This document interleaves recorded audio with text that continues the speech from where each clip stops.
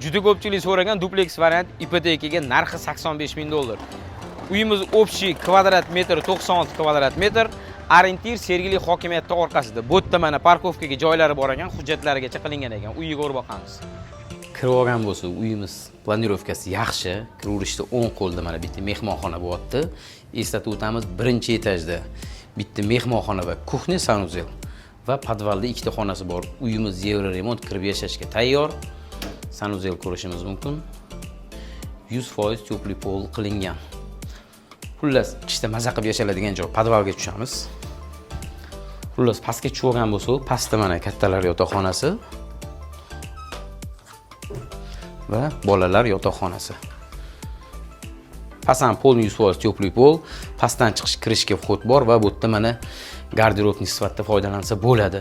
Uyimiz narxi necha, ipotekaga ham to'g'ri keladi. Bizani kuzatinglar, sizlar bilan o'chib olinglar.